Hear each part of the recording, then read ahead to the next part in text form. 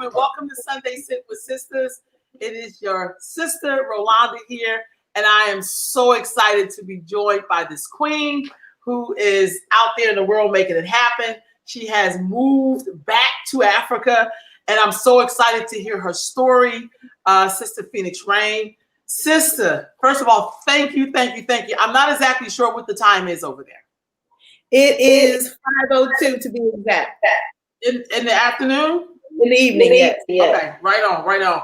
So that's what's up. What, I mean, we're going to get some of your background. What made you pick Gambia to move back to Africa? That's just like, wow. Everybody wants Ghana, you want the Gambia. Like, what? Yeah, well, like everybody, the thing we see in the media the most is the year of return, and that kind of centered around Ghana. And I started my search initially in Ghana. Like a lot of people, I kind of fell down the rabbit hole on YouTube with the few crop of YouTubers that were out there putting out real day-to-day information about living in Africa, living on the continent. And I saw a couple of people out there with different places, Rwanda, Gambia, obviously Ghana, I think also Tanzania. And a lot of it seemed really overwhelming at first. And the Gambia was a lot smaller. It felt very familiar, like growing up in the South. It kind of reminded me of Myrtle Beach, and they call it the second Jamaica. So it really is like, it really has a very island, easy vibe, easy feel to it. So it felt like a good place that I could get acclimated pretty easily, and being here pretty much by myself. So right on. Yeah, that's what made me choose Gambia. We got this map up. So I see what you said. You said it's surrounded by Senegal, and then opens up into the Atlantic. Where are you at on this map? Where are you close to? I am in the what's called the Western Division. So technically the whole place is Banjul, but Banjul is really the center. It's the city. It's the capital. So I'm kind of on the other side, opposite of Banjul, down there where, not where it says Brikama and Bakau, but somewhere in the middle there where that little piece pokes out. Right on. So let me back up and get a little bit of history, because I'm so excited. You just gave a really good precursor. Where did you grow up at? So when I see people move back to Africa, I always want to know the story of where they are moving from to go back to. I get that. Yeah. But tell me about your background. Where did you grow up? Where are your people from? Well, I was born and raised for the most part in South Carolina. I was born in Columbia, South Carolina. Grew up kind of in South Carolina, and I say it that way because I'm a military brat. My father was a Vietnam War veteran, and he was in the Army, and so we traveled all over the place as a child. South Carolina was home, but I've lived in Virginia, Alabama, Tennessee, North Carolina. I can't even remember all the places, honestly. Waterloo, Iowa. And so, but when my father got out of the military, we went back to Columbia, South Carolina. And so I finished school there in Columbia, and then went to college in Atlanta, and over the years kind of moved back and forth between Atlanta, DC, and Sacramento. I left the East Coast. The first time I left the East Coast sort of on my own to go live someplace completely different was when I left the East Coast and went to Sacramento. And that was actually my first time leaving someplace I knew, going someplace that I absolutely didn't know anything about and had never been there before. That was a little bit of a crazy story. But I was going to ask you that. Why did you pick Sacramento? I knew some people in Sacramento. I wanted to go to LA, but again, it felt a little bit overwhelming not knowing anybody. And I knew some people in Sacramento. So I went to Sacramento first. They embraced me as family, you know, took me in, let me come, let me sort of stay until I found a place. I was like, hey, I'm coming to Sacramento. I need to find a place, but I need a place to stay until I find a place. And they were like, yeah, come on. And so I went there and stayed with some friends, and then got an apartment and in downtown Sac, and sort of the rest is history. I was an artist at the time, a performance artist, and launched some spoken word shows and got really involved in the artist community in Sac, and that kind of became my second home. Like, I feel just as at home in Sacramento as I do going back to Columbia, South Carolina. Heck, probably I feel more at home in Sacramento because I know more people there now than I do where I grew up, because so many people have grown up and moved away. Right on. So here in Sacramento, what was that like when you said you were part of the artist community? What was that like? I mean, it was great, actually. Sacramento, people can sleep, but Sacramento has really a dope art scene. I was really immersed in that, in a lot of the events and venues that still take place. Some of those folks are legendary. Mahogany Urban Poetry with Kyrie and Cleo, going to the Soul Collective, and Harlow's downtown, like just all sorts of places. I was not still in Sacramento. So I did an event called Wine and Words that was at Rail Bridge Cellars, a winery in downtown Sacramento. And then I partnered up with some folks, and we did wine tours and day trips, and everything that was going on. I kind of was a regular fixture with the Homegrown Soul Show. And so, shout out to all my fam there. Like I said, Kyrie and Cleo, Will Whitlock, Sine, that's my sister and best friend. Miss Mouthpiece, Jackie Bryant, like all of them, like all those folks, right? All those folks. There's so much family in Sacramento. So, when I talk about going home, Sacramento is one of those places that's home for me. Right on. So with that being said, did you always have a desire to want to go to Africa? Because sometimes, let's be honest, a lot of Black people grow up like, I'm mixed. I don't know what I am. We're mutts. Like, though I never.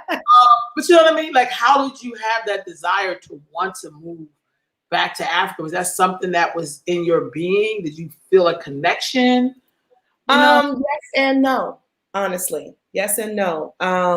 So I grew up in a household that was very much centered around knowing your history. But that in itself can be a challenge for us born and raised in the United States, because the history that we know pretty much stops at slavery, right? We go back that far and then it kind of stops, and we don't know how to go beyond that. Sometimes don't have the resources to go beyond that. And so what we know about Africa, the most of us, what we know about Africa is what we've seen on television, in the news sound bites and the movies that we see. And quite frankly, all of them are crap.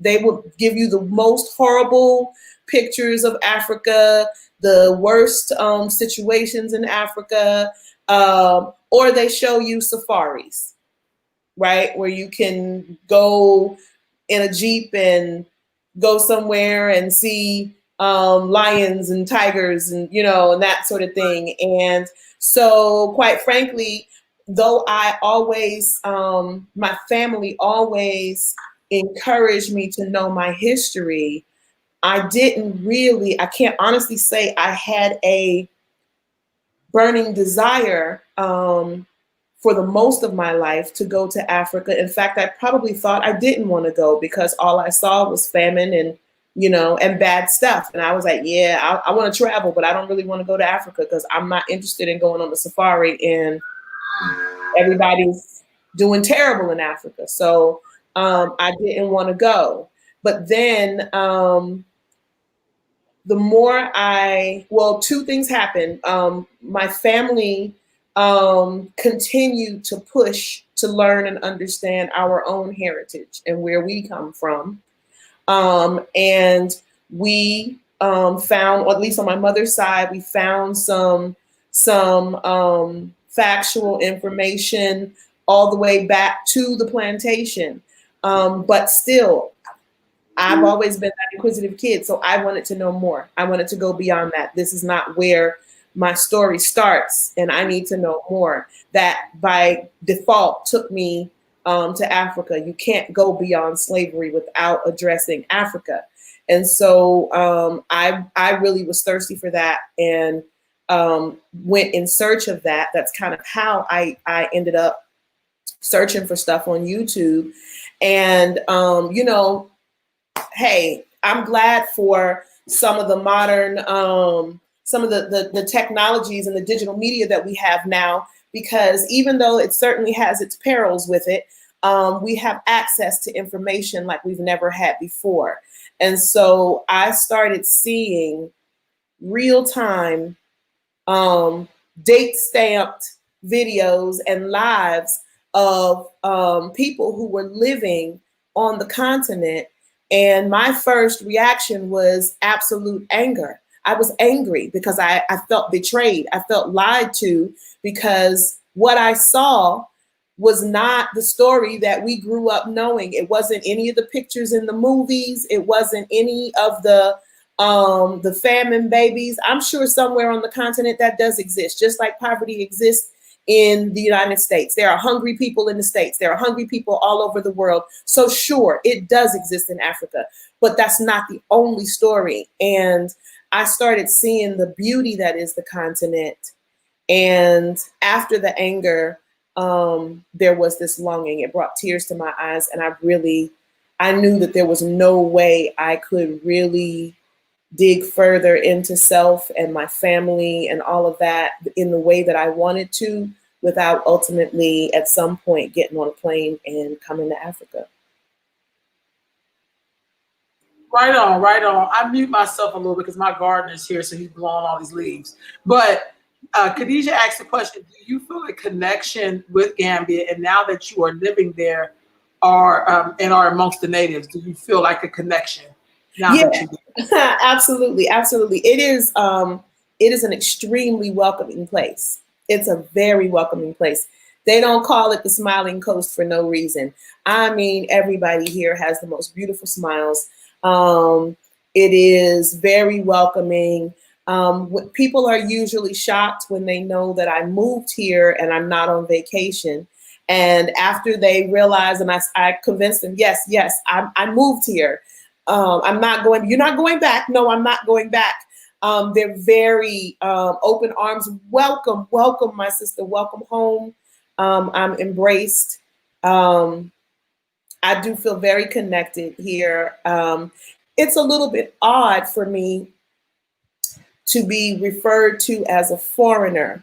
And that isn't something that is like a daily occurrence, but just in having like random conversations with people and not knowing what to call me initially. I've been called a foreigner, and that feels crazy to me because one, we're living in the States. It's always, we're always from the perspective of being on home base. And so it's the first time I've been somewhere where I've been referred to as a foreigner, but then, but with most of the locals, that's not the case. I am called a sister when we have conversations about heritage and ethnicity.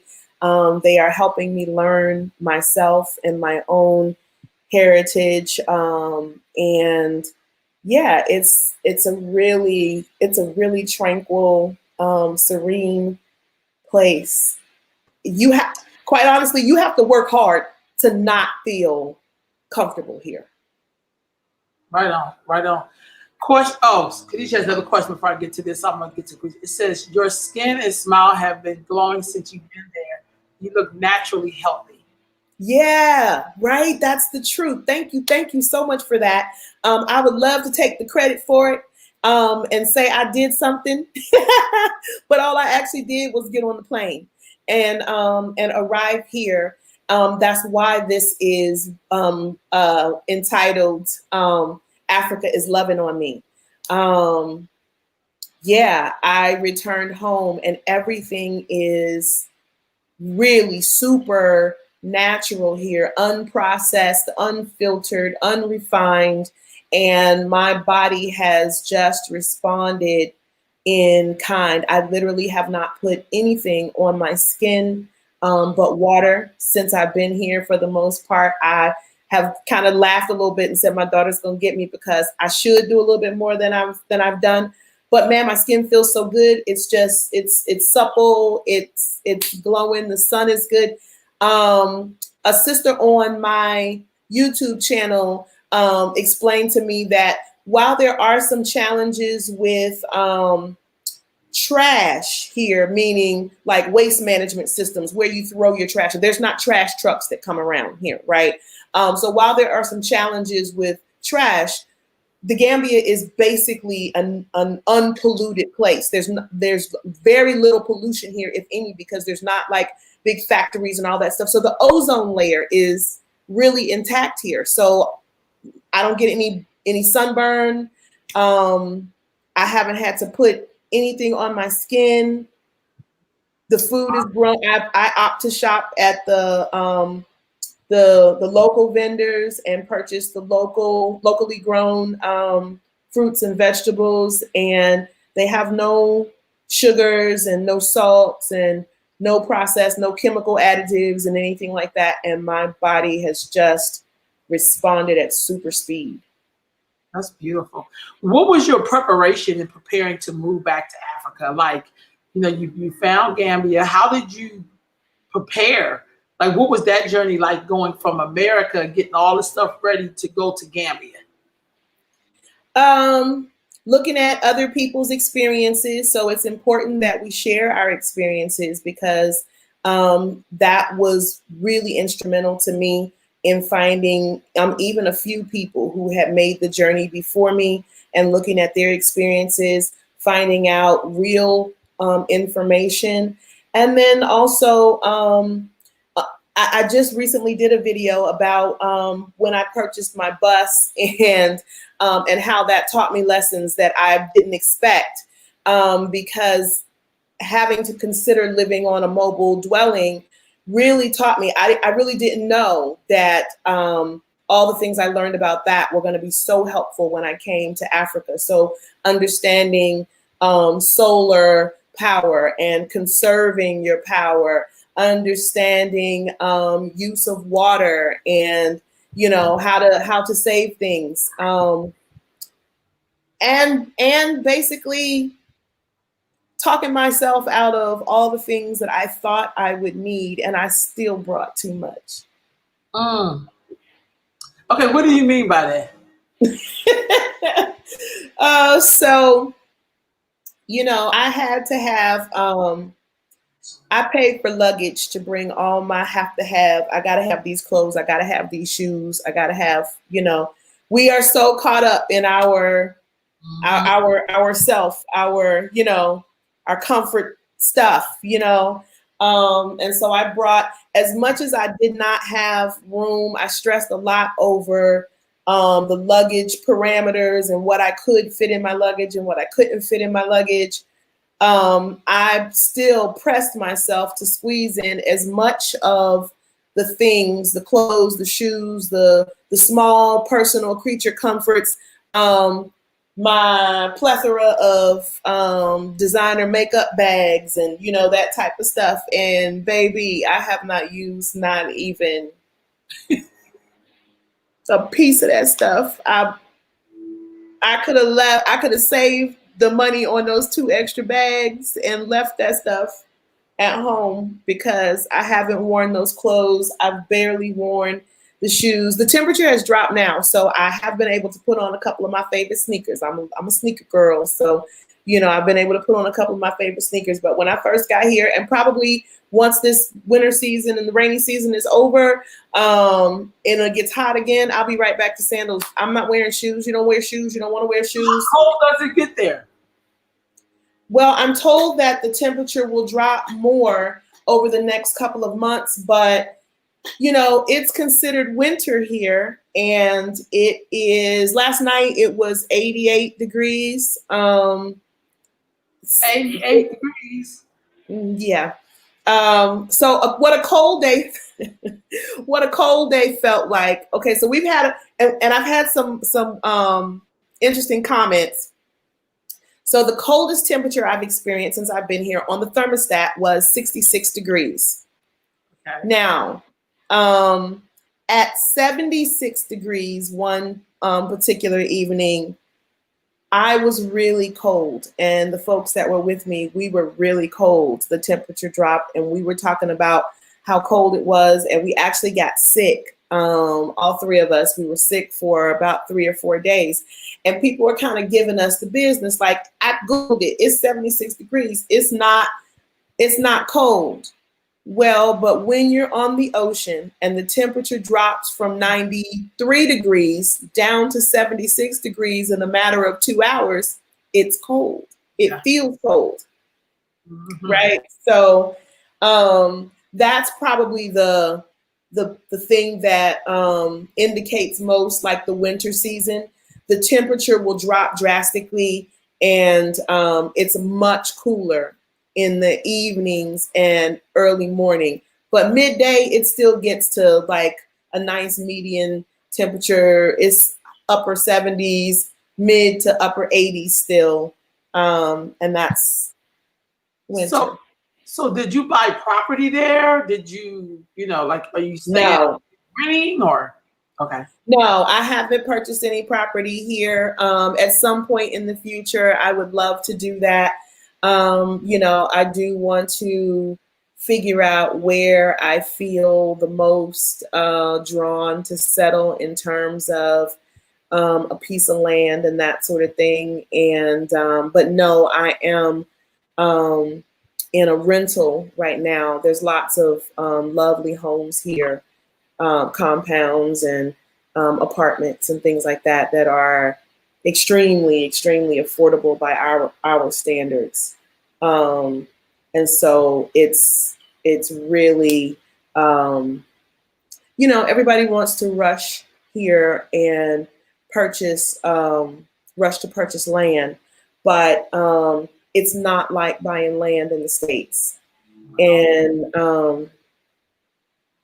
it's not like buying land in the States. There are some cultural customs that you have to deal with. The paperwork is handled very differently. You have to make certain that you go through all of the legal process. It's quite lengthy, and it's very different than what we're used to. So while I absolutely want to do that and plan to do that, I also am keeping my eye on property that's already built that is for sale, because that's also crazy affordable by our standards. I see a question there from my sister. Yeah, so yeah, sis, you don't have to live rural. It's very much like any other place where there is a city center and touristy areas and kind of the hub, and then the further out you go, the more rural it is, small town, village, if you will. Obviously, land and property that's closer into the areas that are more frequented by tourists and the tourism industry, that land is much more expensive. Stuff that's right on the water, on the ocean, tends to be much more expensive. But much more expensive is much more expensive by these standards, which is still crazy, crazy cheap by our standards, right? So, for instance, a plot of land or a home that's on the water here might be considered extremely expensive here and be in the range of 350 to 450,000 US dollars, where that's a multi-million-dollar piece of property by US standards. So do you have a plan? Like, say, for instance, you've seen a piece of property that you think would be great to build some homes on, and to buy and build some homes on, and whatever it will cost. Do you have any plan to, like, maybe have some people from the States to invest in that, to have some property there? Because sometimes what I find is that when people from other countries, when people who come here to the U.S., from around a lot of Africans here, Ghanaians, Nigerians, whatever, they are building stuff back at home, like while they're here, and they're building stuff back at home. Yeah, planning to retire there. Yep. Do you foresee anything like that it's your journey since you're there in the Gambia? Maybe people could come visit, invest.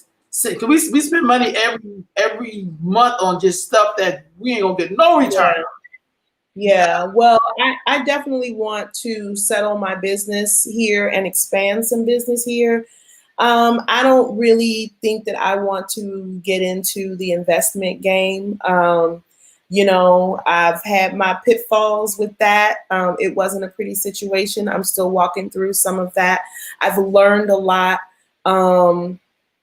because investing and all that whole realm of things, when you are in the international realm, is very, very different. It presents a whole another bucket of challenges, and quite frankly, I don't really want to personally do that or take on that beast. However, I do want to have my design business here. I want to move forward on opening up a maker space and facilitating other micro businesses here and that sort of thing. I definitely want to have my own sort of bed and breakfast or resort type of property.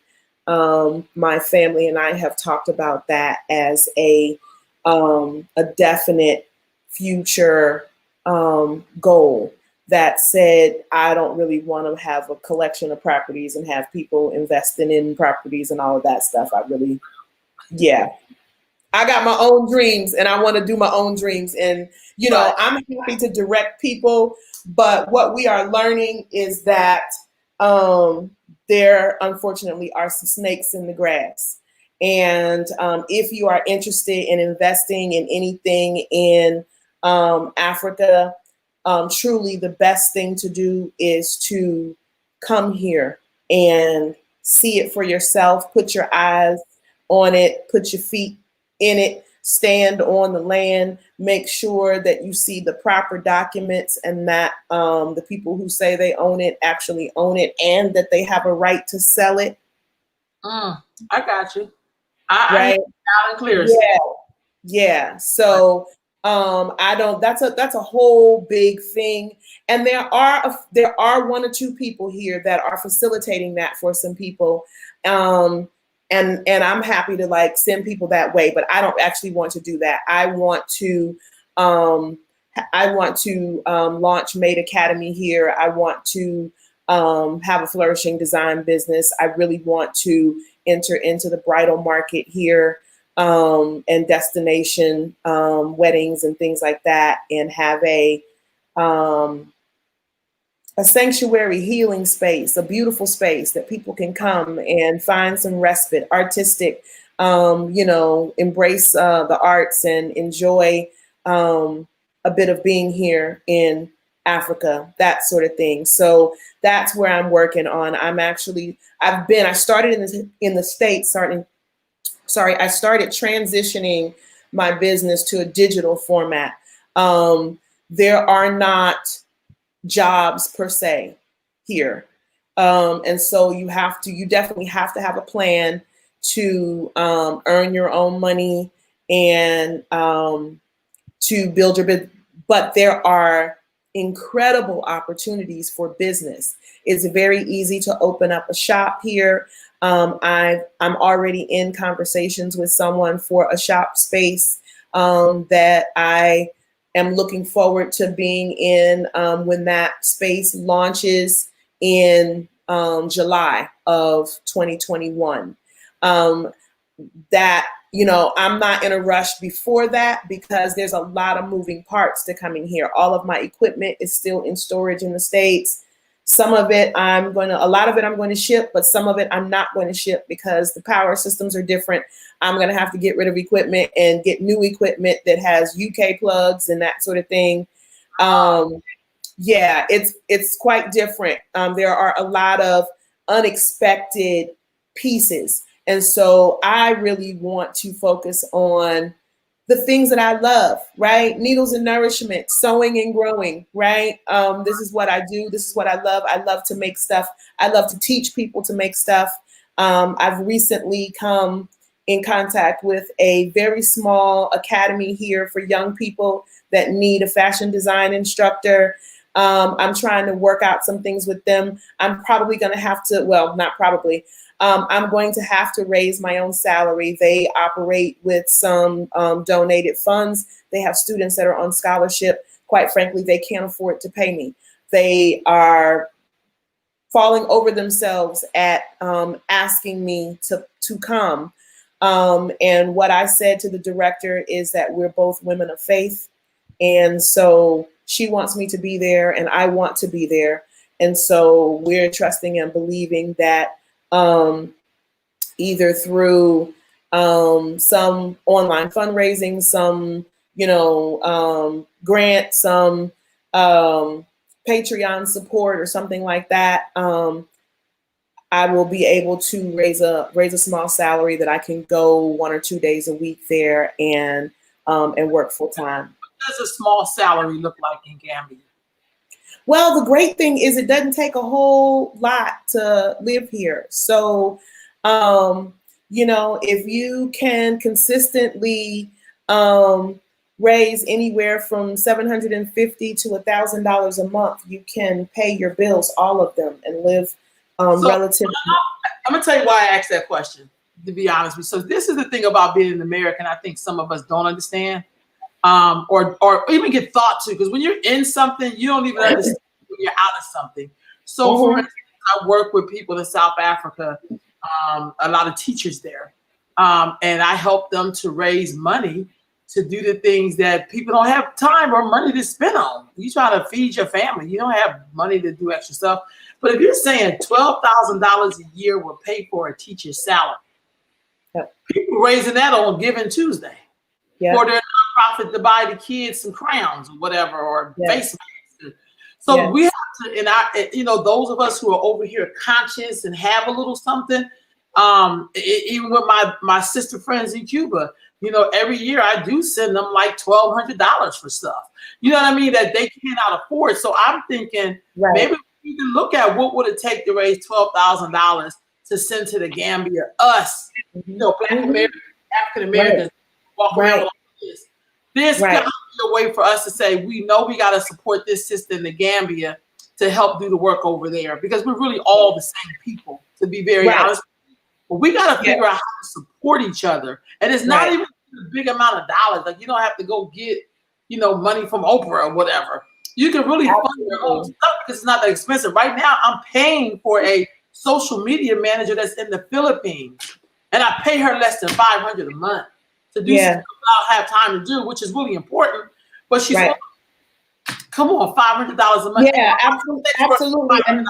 And that's one of that also ties back into the question you asked earlier about, the why Gambia. For, I would say, the last several years, probably since I left LA, this dream of having a teaching space, a design space that was both teaching and entrepreneurial and that sort of thing, to really be a blessing to folks who wanted to learn and didn't have the means to pay. This started with me back in LA, and I've moved across the country, back and forth, trying to push it forward. Gentrification continues to happen. Commercial property is crazy expensive. Trying to live and pay for your own life and then be able to raise some funds to be able to be a blessing to other people, it has become virtually impossible in the States, where when I say I'm looking to open up a boutique, a storefront that would be a shop that would both allow me to earn some revenue as well as employ locals, I'm talking about that commercial space being less than $300 a month. Right? When I'm talking about, renting a place, I can rent a house, a whole house, for anywhere between $350 and, if I'm really living lavish, $600 a month. So when I say anywhere from, $750 to $1,000 a month, I'm talking about being able to, you're not going to be rich on that, even in the Gambia, but you really can on, $12,000 to $15,000 a year. You really can live, work, eat, and focus on being a blessing to your community, which is really what I've always wanted to do. My goal and even the reason of why I went down that rabbit hole of buying the bus, because my mindset for several years has been, if I can reduce what it takes for me to live, then I have the ability to give my skill set to people who can't really afford to pay me. Quite frankly, I'm a professional. I'm a master seamstress. I'm a master pattern maker. I've worked in the apparel industry. I've been a political appointee in DC. 10 years ago, when I worked in DC, my salary was almost six figures. 10 years ago. So if I'm basing my rate on what the American standard would be, I can't make that money here, and I don't need to make that money here. So that's the beauty. Like, I can live here on a tenth of what it would take me to live. I've got family and friends in the DC area that's kicking six figures all day long, and they struggling paycheck to paycheck. Right. You understand? I can pay my rent for an entire year on what my friends and family pay per month in the DC, Maryland area. Right on, right on. So how did buying this bus prepare you for Africa? We got the picture up here. I see that's my YouTube channel. How did buying the bus prepare you for Africa? So it taught me, I had to think about everything on how you use your power, how you generate power, where you get your power from, what can you plug in, how long can you use it, when do you need to recharge your power sources, what you do with your waste. If you're having to use the bathroom, if you're having to take a shower, where do you get water from? When you use whatever your facilities are, where do you dispose of that? Well, how do you do that? What water can you drink? What water can you not drink? What foods can you eat that have to be refrigerated or that don't have to be refrigerated? All of those things you have to think about, because when you're on a bus or on any mobile dwelling, you're not plugged into, you can't just plug up, because when you're in a house, you put your charger in the wall and it just works. You don't really know where the electricity comes from. Your house is wired into the grid. So when you plug something into the wall, it works. When you go to the bathroom, you flush the toilet. You never think about where the water or where the waste goes. It just goes, right? But when you're living on something that's not a on the grid house, you have to think about all those things, right? You got to think about, how many times do I use the bathroom and where's the poo going to go? Right. Right. Even when you wash your dishes, you have to think about what kind of soap you're going to use, because you have to dispose of that water. And are you putting chemicals into things or dumping it on the grass? You can't just take any type of soap and dump it on green living things, because it might kill it.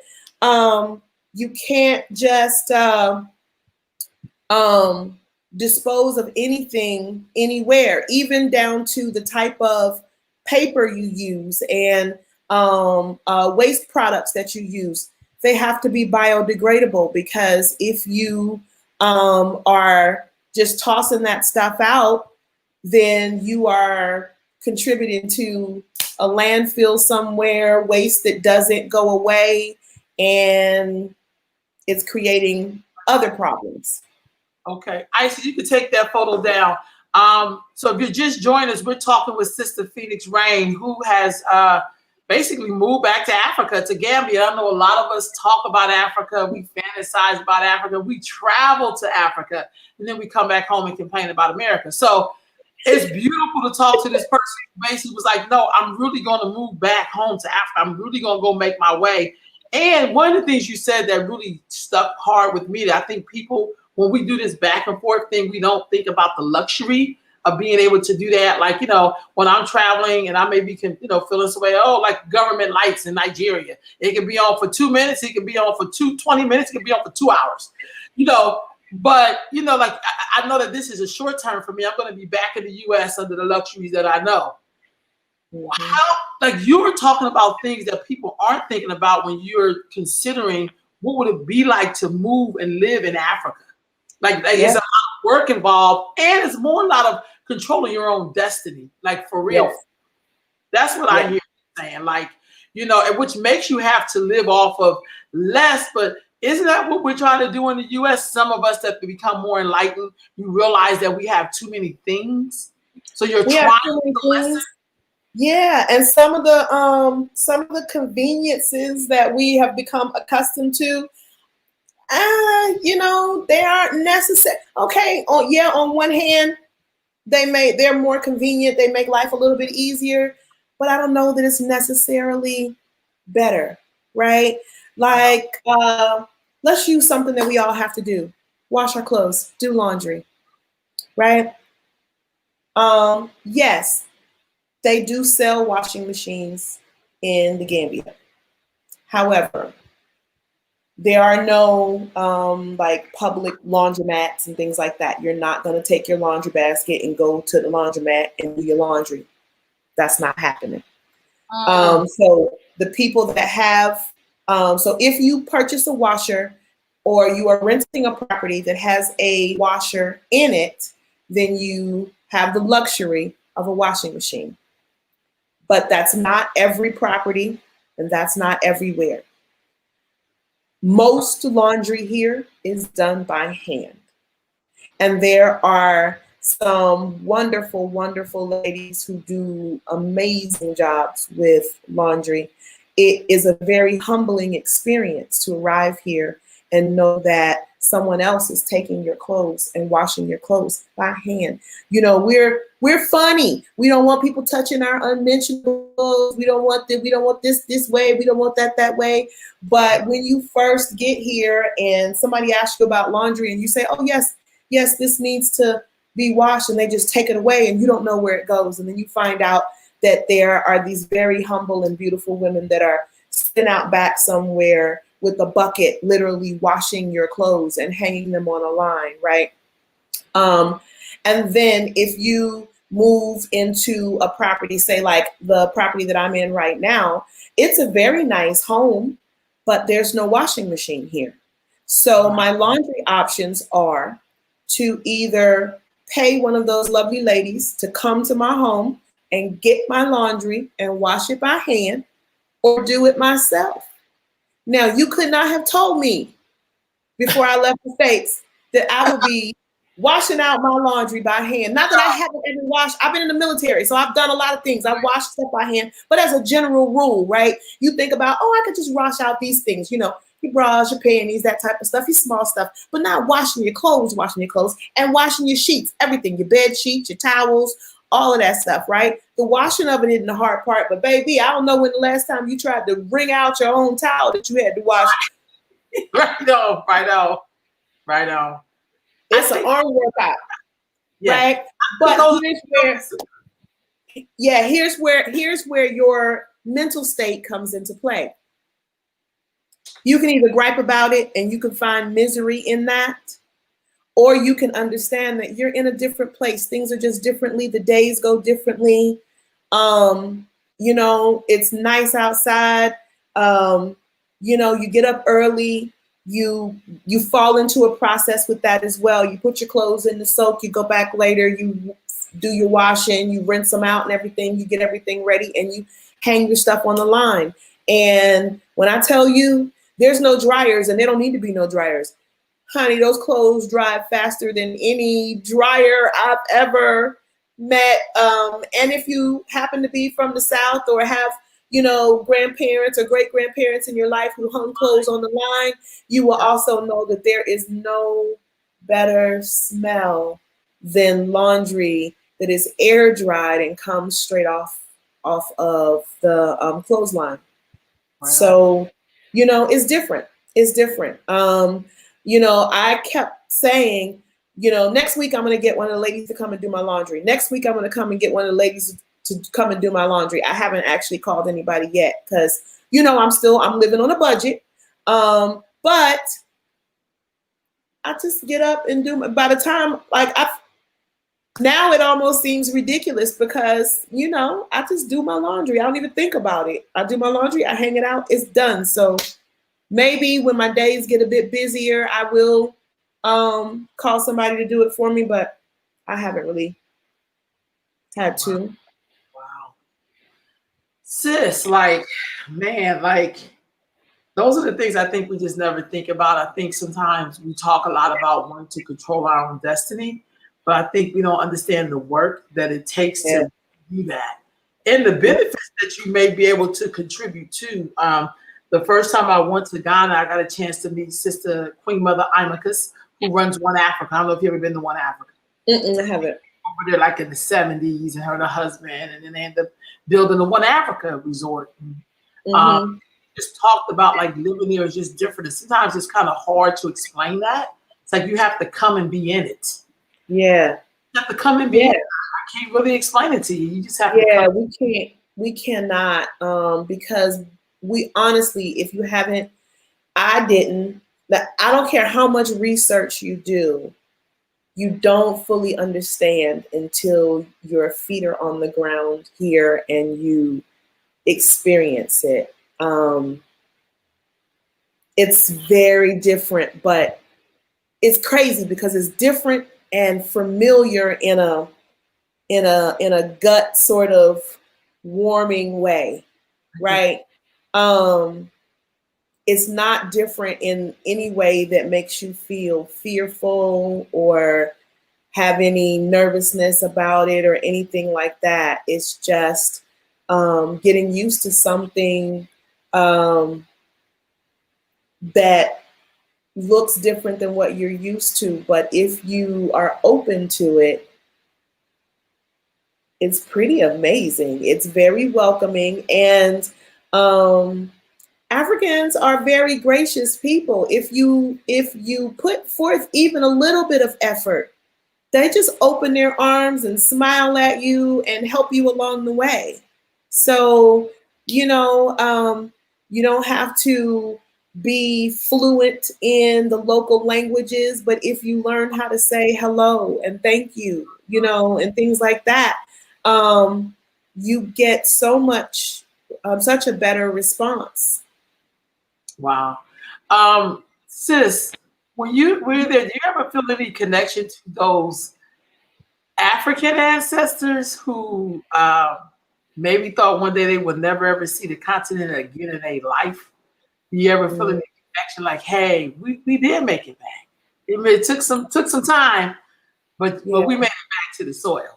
Yeah, I think I feel it every single time somebody else arrives. Every time when I arrived, and then I there's sort of this thing, you don't necessarily physically do it, but in your mind you do it, where it's like, I'm here and now I turn around and I look for who's coming next, right?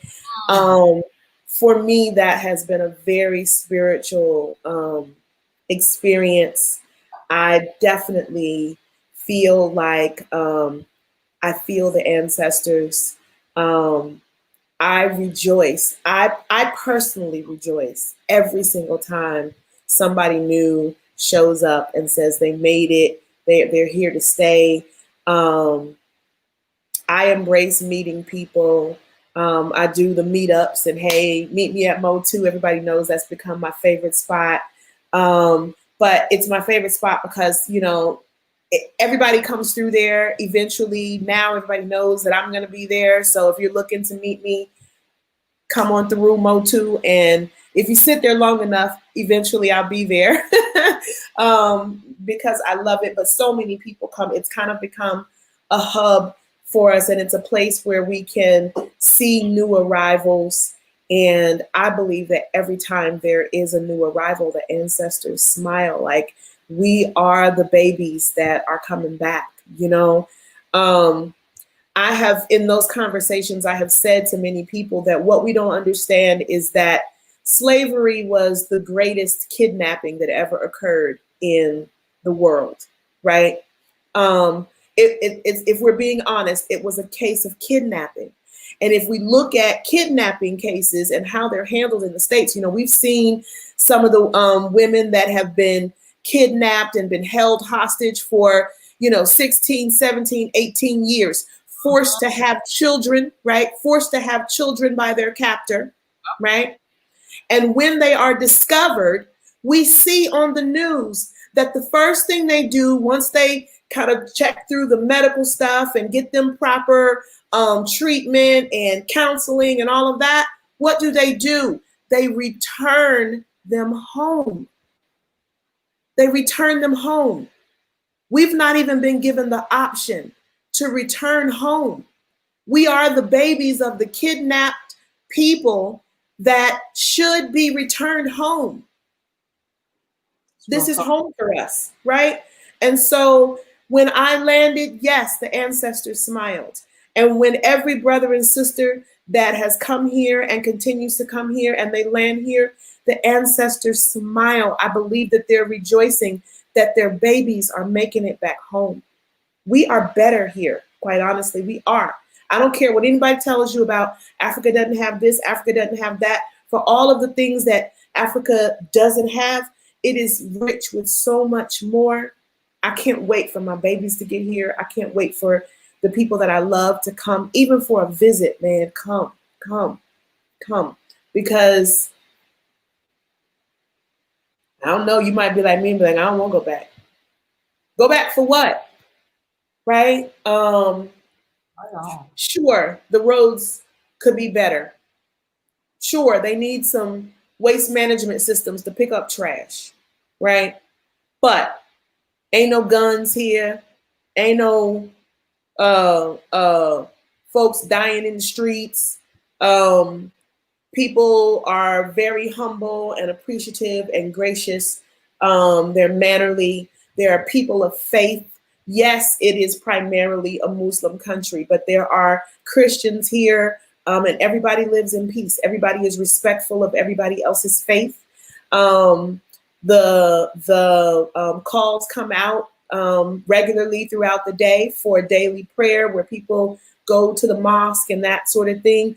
If you're having some work done in your house, like here's a perfect example. I moved into a place and the painters needed to come. I needed to move in sooner than the painters were available to come. So they had to come after I moved in. And they were there painting. It was time for prayer.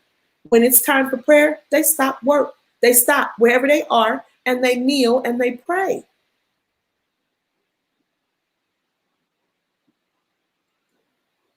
I found myself like tipping back, was like, oh, I'm coming, like bounding through the room, you know, and I'm like, and I look and I see the brother praying. I'm like, oh,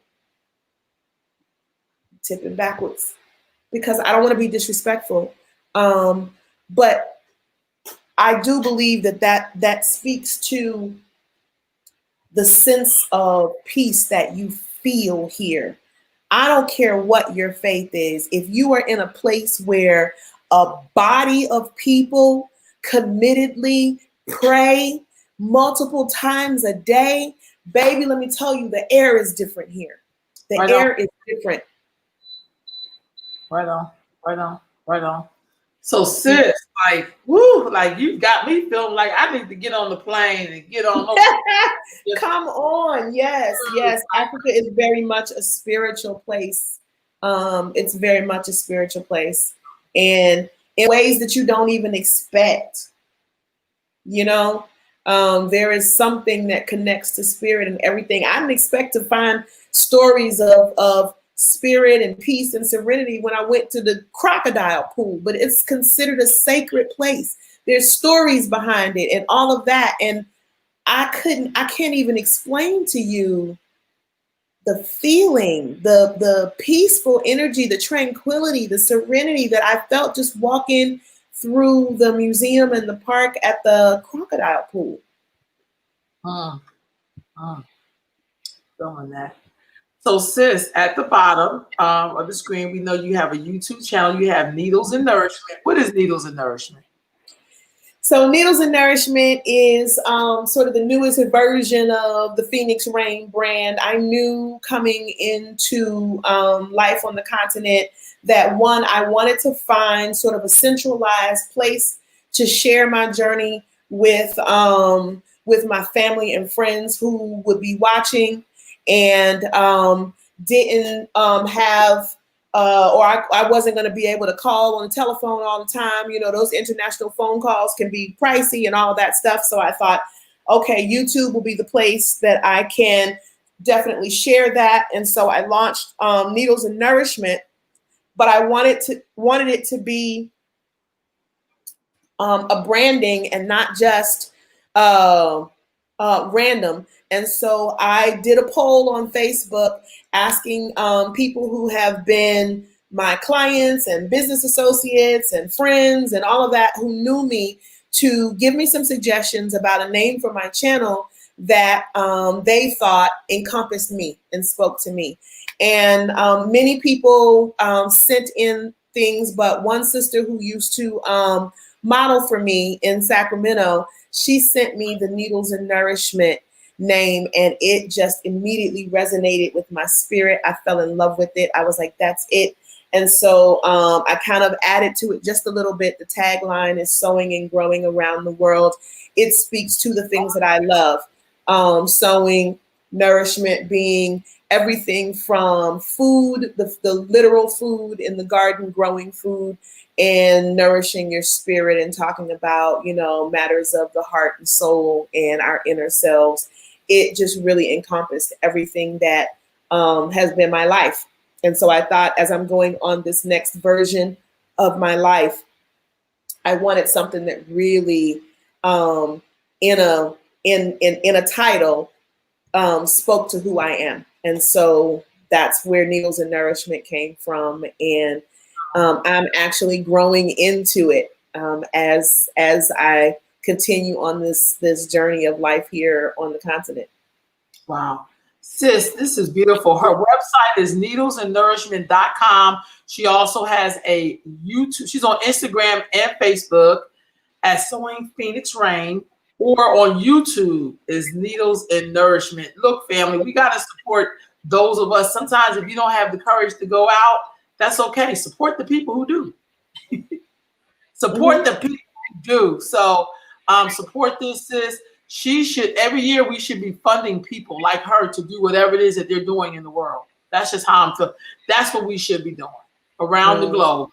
We stuff we waste, we could be using that to support somebody out in the world, making it happen. You know, so it's so little. It's such, you know, it's coins compared to what we throw away in the States, but so much can be done. You know, one of the few things, there's not much that keeps me up at night since I've been here, right? It's a peaceful place, but I do still toss and turn a little bit, scratching my head on getting my workshop shipped over here, because I really want to go be a blessing to young people who want to learn the professional aspect of fashion design. Now, let's be clear, there are tailors here in Africa. People sew, right? People do sew here, but it's different. The apparel industry is a standard that is not the same as home sewing. This is true even in the United States. There are a lot of people who can follow a store-bought pattern or figure out how to do something and know how to run the sewing machine, and they can put something together that looks real nice. But you can't necessarily put it into the marketplace because it doesn't meet the professional standard, right, of sizing and finishing and, you know, packaging and all of those things. And so because I am a professional in that arena, I really want to be able to be an asset in that area. I fully believe, and have for years, I believe in the power of sewing. I believe in the power of sewing because I can take a mom who is struggling and teach her how to make something that in a very short period of time, she can turn around and put that into the marketplace and immediately make money for her family. And you don't have to have a degree to do it. You don't have to have any other certification other than a business license, right? It's not like becoming a doctor where you have to go to medical school and you have to be licensed and all of that stuff. It's not even like being a cosmetologist where you have to pass a state board. You know, you have to know how to produce a product with a proficiency and understand the professional standards. But as an independent person, you can go directly into manufacturing if you know how to meet those standards. Right on.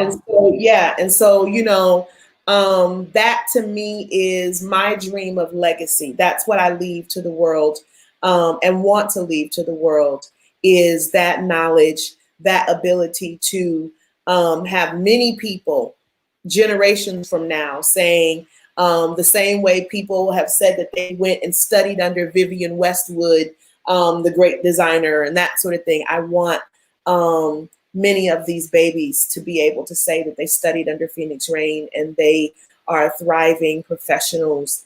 They have been able to not just do something small to help their families, but they're able to actually change the lives of their families economically for generations to come.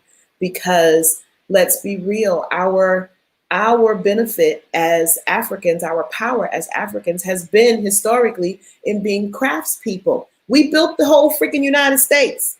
Yes, we have. We built the rest of the world, right? We are people who pick up knowing how to do things with our hands very easily. It's in our nature, right? So, you know, this is something, if we return back to our artisanship, our craftsmanship, we can be empowered to you know, change not just situations here in Africa, but all over the world. Right on, right on. That's so true.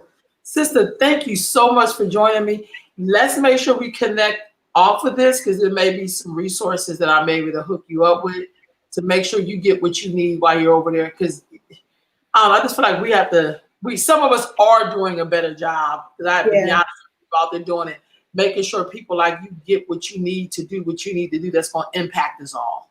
Thank you. I want to thank you so much for your journey, for your story, and just, you know, you're inspiring. You're inspiring. Most of us should be looking to get ready to go back over there. Yes, I want people to come. I hope to be able to see more of the continent. I plan on Gambia being home base, but I definitely want to see other countries. I would love to be able to train some young people and, you know, go on a fashion tour, and there are fashion weeks and things that happen all over the continent. I don't want it to just be Phoenix Rain. I'm a happily living well seasoned sister. You see, I'm picking my way how to say that. Seasoned sister. I do have a whole lot of living to do. However, I've done a lot of the things that I wanted to do. I've shown collections. My clothes have been places that I haven't even been.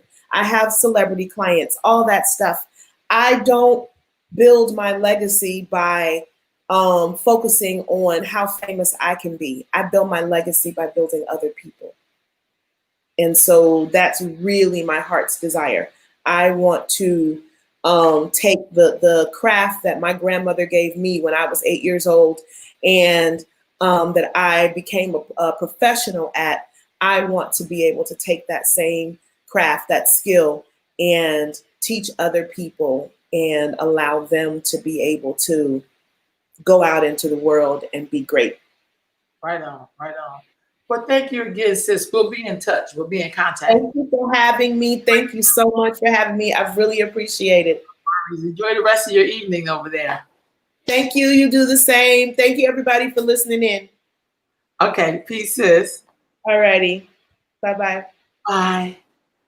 All right, y'all. Okay, that was an awesome, awesome, awesome interview. She inspired me, y'all. She inspired me. So, and to see a Black woman living and thriving and standing in her truth back in how do I say this? Back in the country that it's our origins, but it's something about when a Black woman just goes on her own business. Like, I'm gonna go make this dream happen, and I just feel like we have to do more. Some of us are already doing this. If you're doing it, this is not for you. But if you aren't doing it, there's nothing to support somebody. It's nothing to support them in making their dreams happen. As you can see, I turned the color to red here on Sunday Sitting with Sisters, because now I have to give y'all the update on Black femicide. And this is a topic that I'm never going to let die. This is not a topic, it's an issue. It's a deadly issue that I cannot let die. And so there's Sister Isis. If you can start putting them up on the screen, and I'll do my best from here, because I think I did pull it up here.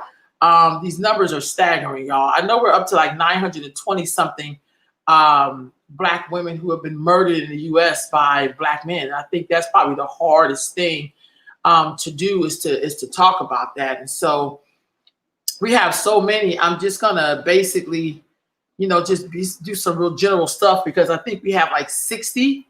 I could find a number real quick. At least on here for the month of November, 61 Black women have been murdered. 61. And so here's this sister, 48-year-old from Baltimore, Maryland, was murdered on November the 21st. Go to the next one. So another sister here, 26-year-old sister in Chicago, Illinois, November 27th. That was murdered. Next one, sister from Macon, Georgia, 22-year-old. Look how beautiful she is. On the 27th of November, murdered.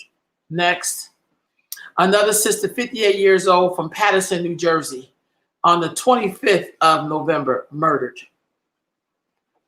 Oh, a young baby, y'all, 8 years old, Memphis, Tennessee, on the 22nd. I don't know about y'all. This beautiful sister, Jordan, Washington, 8 years old. Y'all, this has just got to stop. Murdered. Next. Dear sister in Baker, Louisiana, 21-year-old. This is beautiful. Her lashes going on and everything. Gone. That means we will not know her potential. Dear sister in Washington, D.C., 47 years old. 47 years old. Out there in the sun, like she could have been on vacation or something. Gone.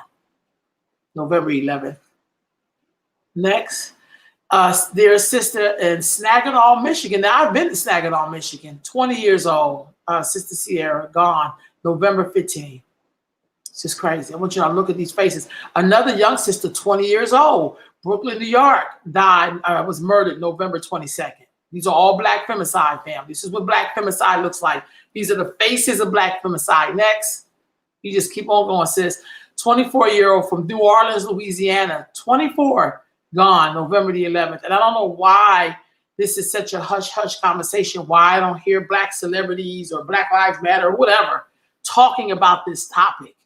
because this is something I think Black people can control. We birthed the nation. So I know we could talk to our men, because all these women that I'm showing have been murdered by Black men. Next, 21-year-old sister from Baltimore, Maryland, November the 21st. Next, sister name is Diamond. Sister Joyce here, 20-year-old, St. Louis, Louisiana. St. Louis, Missouri, sorry. Gone November 23rd. Look, these are all Black women. This young sister here, 21 years old, Jacksonville, Florida, gone. November, 21 years old. We're not even going to know if she's going to have children or not. Their sister Ashley, 27 years old, El Dorado, Arkansas, on November 20th, gone. Next, another dear sister, 22 years old, Chicago, Illinois, November 21st. And here she is in her cap and gown, and she graduated with an African shawl. But that, you know, that identification, trying to be Black, trying to be proud of yourself, and you die at the hands of someone who looks just like you. That's very sad. Next. Dear sister Brittany, 34 years old, from Henderson, Nevada. Now that's next to Vegas, y'all. Next to Vegas, 34-year-old sister, gone. Don't make no damn sense at all. We're over 900 and something Black women murdered at the hands of Black men this year, this whole year, 2020. So we talking about Donald Trump and, you know, got to get him out of here, get the other man in here who locked up all the Black men. But we ain't saying shit about all these Black women that's been murdered at the hands of Black men who came out of Black women. Next. Okay, Sister Jessica, 26 years old, Kendall, Florida is where she's from. November the 17th, this sister was murdered. Beautiful sister. Another sister, 33 years old, from Los Angeles, California, November the 15th, murdered. Next, this is ridiculous, also a lot of women. Sister, 30 years old, Los Angeles, California, another woman, November 15th, murdered.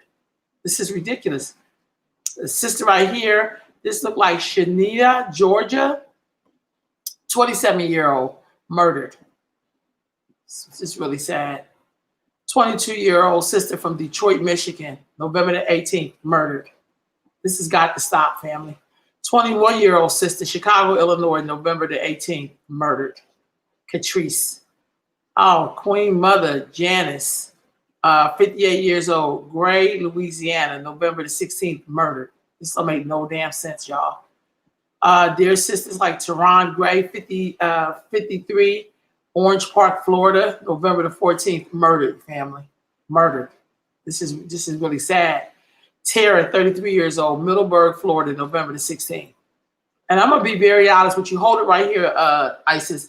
I'm gonna be honest with you. I'm not gonna be concerned with nothing else until we're talking about Black femicide. So somebody come to me about the cop shooting somebody Black, I got shit to say about that. Until we start addressing why so many Black women are being murdered at the hands of Black men.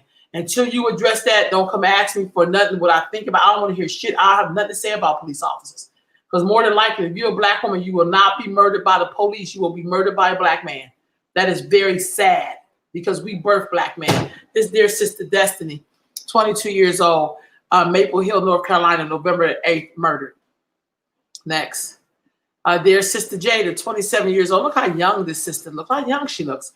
And Waterloo, Iowa, November the 14th, dead. That's ridiculous.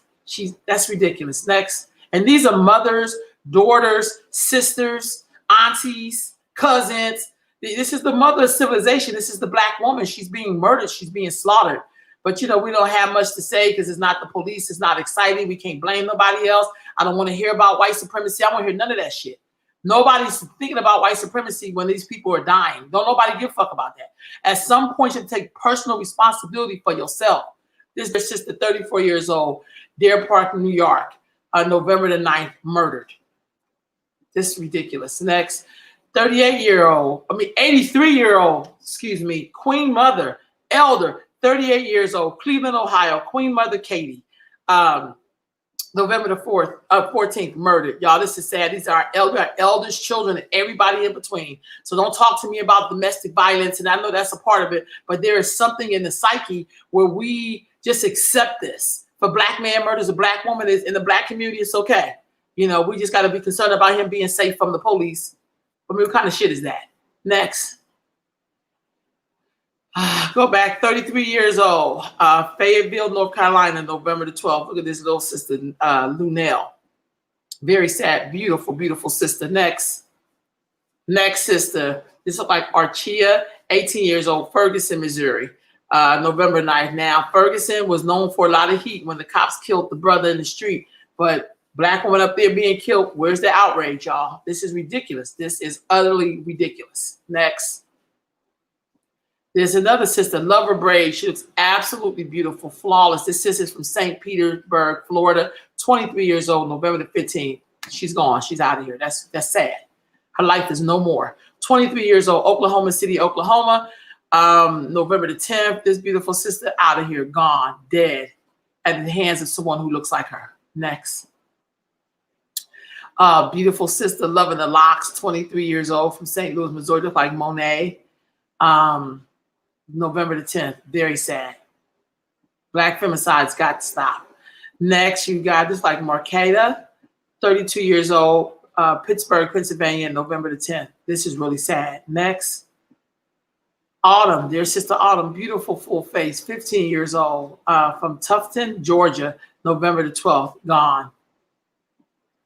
Raleigh, North Carolina, this dear sister Maya Lane, out of here. She's dead. She's deceased. She's gone. No more. November the 18th. She's 25 years old. We don't know if she's a mother. We definitely know she's somebody's daughter. Like, she's out of here. I mean, somewhere people don't. There's children who don't have a mom, brothers who don't have their sister. Sad. Very next. Just sad. Diamond, another diamond here in the rough. 19 years old, from Macon, Georgia. November the 13th. Dead. Gone. Next. Sad. Their sister, 30 years old, from Dayton, Ohio, died November the 14th. November the 14th been coming up a lot. Next. Black femicide is real, y'all. We got to do something. 32 years old, from Newnan, Georgia, November the 6th. Their sister was murdered. Next. His sister, 16 years old, Detroit, Michigan, November the 8th. Sister Kim, 45 years old, Brooklyn, New York, November 10th. Just beautiful. She could be with her braces on. Oh, y'all, stop the press. Doesn't that make my heart hurt? This is Rose and Lily. Rose and Lily. Age is 1 and 2 months. Murdered, Las Vegas, November the 6th. That just make my heart hurt. Like, these are babies, family. We had an 86-year-old woman on here, and now we have these twins. Roxanne, 53 years old, from this look like Bullocks Bridge, Louisiana, November the 9th. And we know she was somebody's mom. Blessed memory, sis. Sister, 17 years old, Louisville, Kentucky, a teen. This is ridiculous. November the 7th. This is the face of Black femicide, family. These are the faces of Black femicide. We're up over 900 already. The number's probably risen. That's the number I got last week, was 923 or something like that. I know we passed that. Next, is that the last person? Okay. We have a lot, y'all. 61 Black women that we've counted so far this month. 26 years old, from Sumter, South Carolina, November the 9th, murdered. This sister here, Tracy, 58 years old, Woodlawn, Ohio, November the 5th. This is the face of Black femicide. 53-year-old Patsy, Fort Worth, Texas, November the 4th, gone. Their sister, it's like Catherine, 28 years old, Louisville, Kentucky, November the 5th, gone. Sister Ebony, 38 years old, Cincinnati, Ohio, died November the 6th. Sad, gone. Sister Deanne, 41 years old, from Toledo, Ohio, November the 5th. Beautiful smile. Beautiful. Sister Alexis, 26-year-old, Baton Rouge, Louisiana, November the 2nd. This is the face of Black femicide. Sister Tweak Booker, 23 years old, from Peoria, Illinois. Peoria, I believe that's where Richard Pryor was born. Died November the 6th, so where he's from. Black femicide. This looks like Naya, 20 years old, Bronx, New York. Died November the 2nd. There she is with a tear on. Beautiful little sister, 20 years old. Life gone. Sister, 30 years old, Chicago, Illinois. Died, murdered November the 6th. Now, this is Black femicide. Black femicide is the killing of Black women intentionally. Come on, family. This is ridiculous. And all of these women we were showing at the hands of Black men, by the way. This sister here, 26 years old, Port Arthur, Texas, November the 4th, in her cap and gown from the University of, I can't see what the name of the university is, but wow, these are women who, come on, family. Like, we can't be killing off our potential. What the hell's going on? Dear Sister Beautiful here, 39 years old, Bay St. Louis, Mississippi, November the 2nd. Gone. This is just ridiculous. Dear Sister 39-year-old from Las Vegas, Nevada, November the 3rd. A lot of Las Vegas is up in here. Usually Ohio be leading the pack, but we got a lot of Vegases in here. Sister Maya, 43-year-old, Indianapolis, Indiana, November the 1st. Beautiful smile. No more. Erica, 37 years old, Akron, Ohio, died November the 2nd, was murdered November the 2nd. Beautiful sister. Carlise, another beautiful flaring sister, lover here, 42 years old, from Jefferson County, Mississippi, murdered November 1st.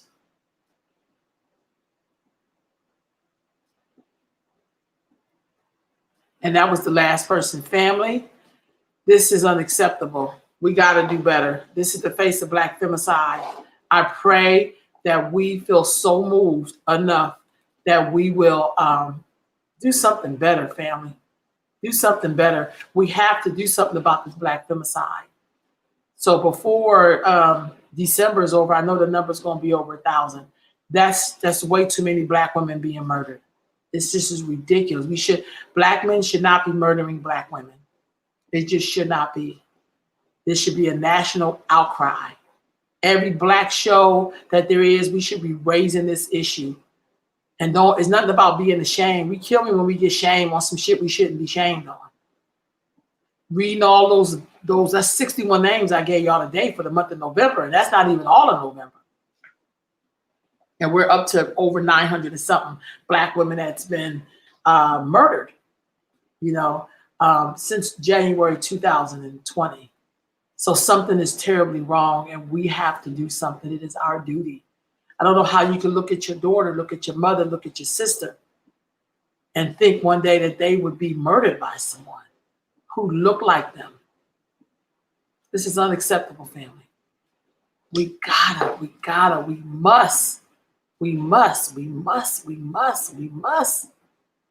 must do better, family. Peace.